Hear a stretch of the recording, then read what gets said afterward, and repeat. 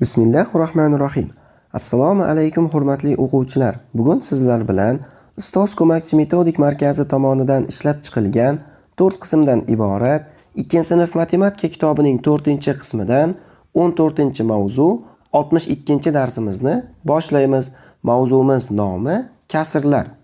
Hurmatli o'quvchilar, bugun sizlar bilan kasrlar o'zi nima ekanligi va qanday ma'no anglatishini batafsil o'rganib chiqamiz.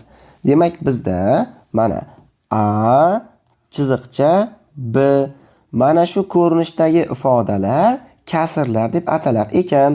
Mana bu yerdagi A harfi o'rnidagi son kasrning surati deb atalar ekan. Mana chiziqning tepasidagi A o'rnida turgan son bu kasrning surati ekan. Mana bu chiziqning pastidagi B harfi o'rnidagi son esa kasrning mahraji deyilar ekan. Va ularni ajratib turuvchi chiziq esa bizda kasr chizig'i deb atalar ekan. Tushundingizmi? Masalan, mana 1 chiziqcha 2. Buni qanday o'qiymiz? Demak, biz bu kasrni 2 dan 1 deb o'qir ekanmiz. Ortimdan qaytaring. Necha ekan? 2 dan 1.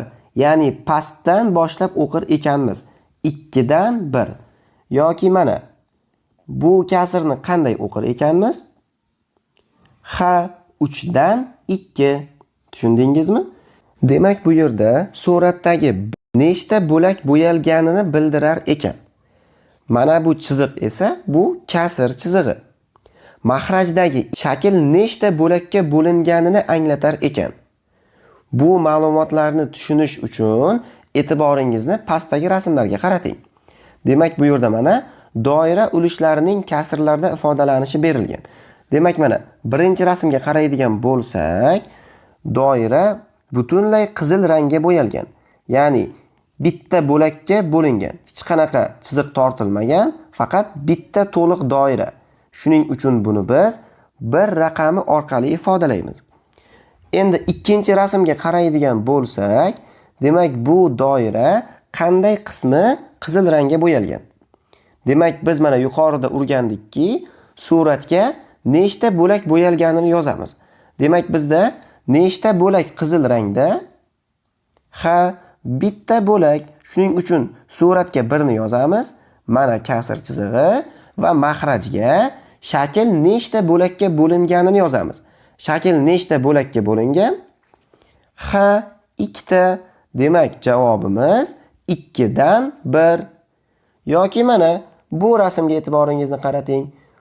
Bu rasmda qanday kasr tasvirlangan? Suratga biz hozir 1 ni yozamiz. Chunki bitta bo'lak qizil rangda. Mahrajimizga esa 5 ni yozamiz. Chunki shaklimiz 5 bo'lakka bo'lingan. Demak, bu kasr bizda 5 dan 1 bo'lib qolar ekan. Tushundingizmi? Mana shu o'rgangan ma'lumotlarimizga ko'ra ba'zi bir misollarni yechib ko'ramiz. Masalan, ikkinchi misol shartida aytilyaptiki, shakllarning bo'yalgan qismlarini namunadagi kabi yozing. Demak, bu yerda mana shaklimiz 3 ta bo'lakka bo'lingan va ulardan bittasi bo'yalgan. Demak, buni qanday ifodalar ekanmiz?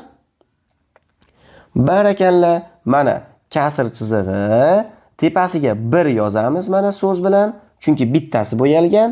Mahrajga esa 3 yozamiz. Va bu kasrni qanday o'qir edik? 3 dan 1. Shuning uchun mahrajimizga mana 3 dan deb yozdik. Suratimizga esa 1. Demak, o'qilishi 3 dan 1. Va buning yozilishi mana 3 mahrajda, suratda esa 1. Tushundingizmi? Endi e'tiboringizni keyingi misolga qarating. Mana 4-misol. Shartida aytilyaptiki, shakllarning bo'yalgan qismini kasrlarda ifodalang. Demak, mana bizda nechta bo'lak bo'yalgan? 3 ta bo'lak bo'yalgan. Shuning uchun kasrimizning suratiga 3 yozamiz. Mahrajga, hurmatli o'quvchilar, necha yozamiz? Mahrajimizga 12 yozamiz. Chunki bu shaklimiz 12 ta bo'lakka bo'lingan. Shuning uchun mana mahrajimizga 12 yozdik. Bizda qanday kasr hosil bo'lib qoldi? Ha, 12 dan 3. Tushundingiz-a? Endi e'tiboringizni 6-misolga qarating. Shartida aytilyaptiki, son o'qida belgilangan nuqtalarga mos kasr sonni yozing. Demak, bizda mana bir uzunlikdagi kesma berilgan va bu A va B nuqtalar orqali 3 ta bo'lakka bo'lingan. Tushundingiz-a? Mana 3 ta bo'lakka bo'lingan. Va bu yerda A uchun necha yozsak bo'ladi? Ha, A uchun mana mahrajimizga 3 yozamiz. Chunki 3 ta kesmaga bo'lingan. Suratga esa 1 yozamiz. Sababi A nuqtamiz birinchi kesmamizning oxirida joylashgan. Shuning uchun bu kasrimiz 3 dan 1 ga teng bo'lib qolar ekan. B nuqtamizchi? B nuqtamiz uchun mahrajimizga 3 yozamiz. Chunki mana bu kesmamiz 3 ta bo'lakka bo'lingan. Demak, mana 3 yozdik mahrajimizga. Suratga necha yozamiz? Ha, suratga 2 yozamiz. Chunki B nuqtamiz mana bu ikkinchi kesmamizning oxirida joylashgan. Shuning uchun 2 yozib qo'yamiz. Tushundingizmi?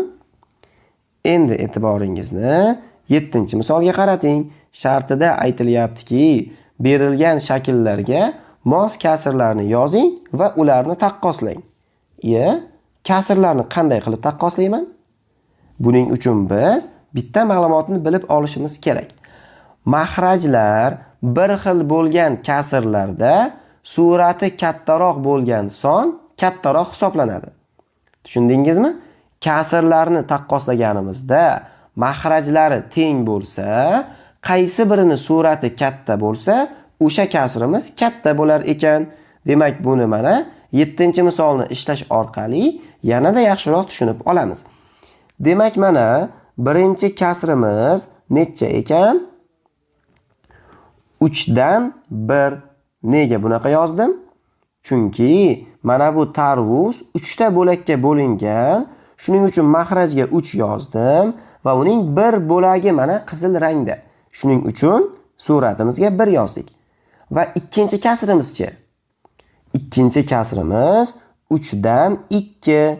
Nega bunaqa yozdim? Chunki mahrajga mana 3 ta bo'lakka bo'lingani uchun 3 yozamiz. Suratga esa tarvuzning 2 ta bo'lagi qizil rangda bo'lganligi uchun 2 yozamiz. Endi qoidaga ko'ra mahrajlari teng bo'lgan kasrlarning surati kattasi katta bo'ladi dedik. Demak, bu yerda surati 2 bo'lgan kasr kattaroq ekan. Tushundingizmi? Endi e'tiboringizni 8-misolga qarating.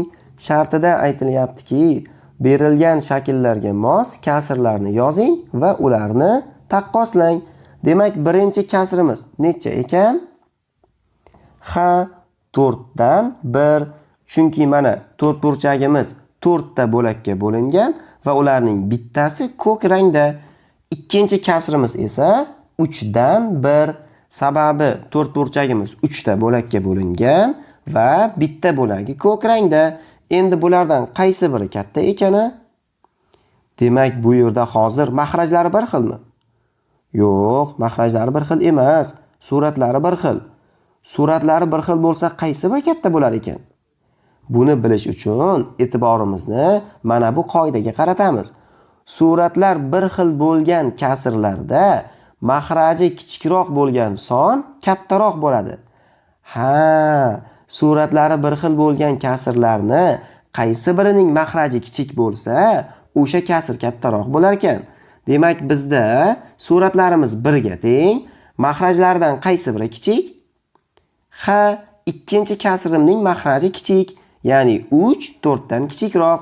Demak, mana shu 3 dan 1 kattaroq bo'lar ekan. Tushundingizmi? Shuning bilan bugungi darsimiz o'z nihoyasiga yetdi.